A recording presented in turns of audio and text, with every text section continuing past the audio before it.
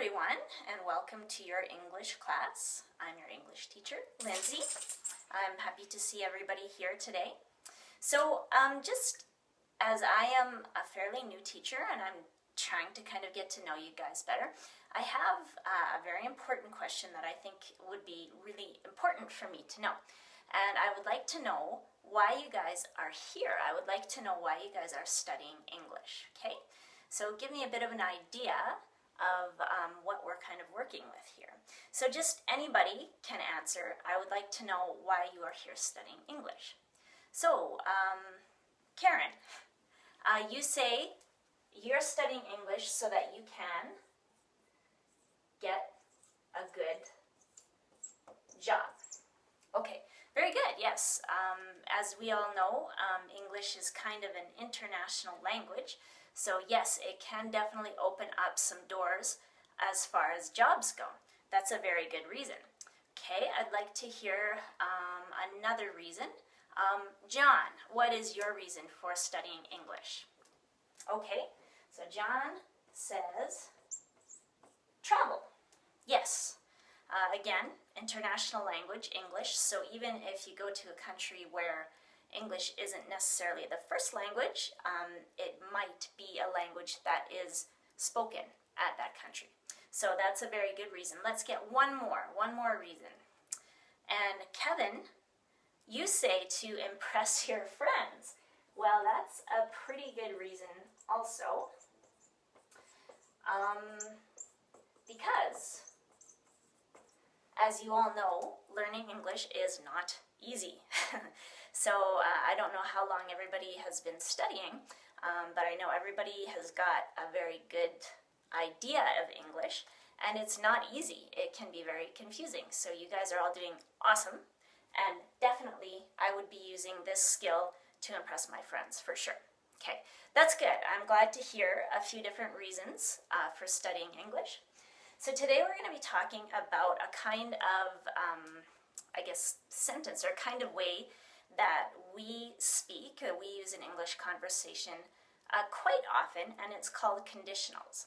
So we can change these reasons into a conditional sentence. So one of the most important words that you will see in a conditional sentence is if.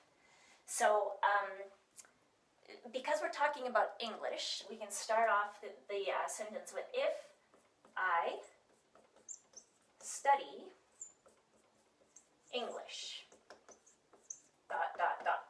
So we know that this is a very real possibility because you guys are all here in this classroom studying English. So if I study English, and then we have three reasons why people study English. So if I study English, get a good job.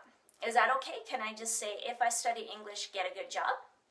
No, that's not quite right. It's easy to understand what you mean, but it's not grammatically correct.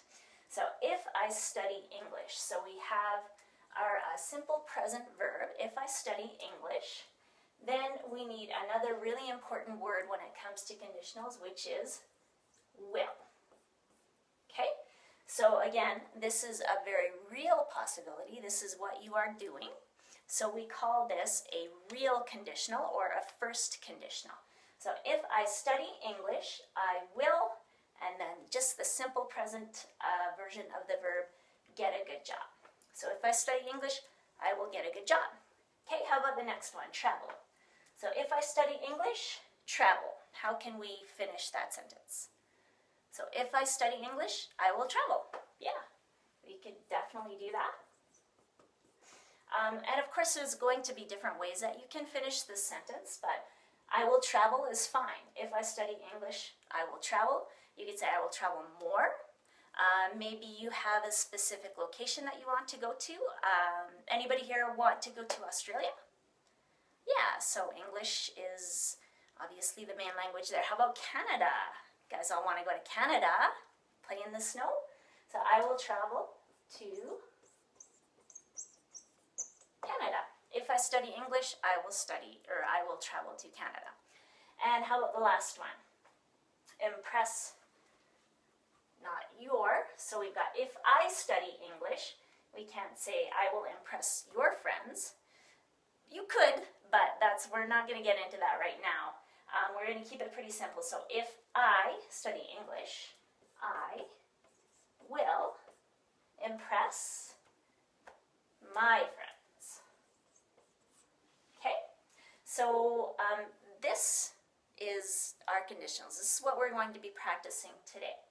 And then these are our real conditionals, so it's very likely it's something that can easily happen. Okay?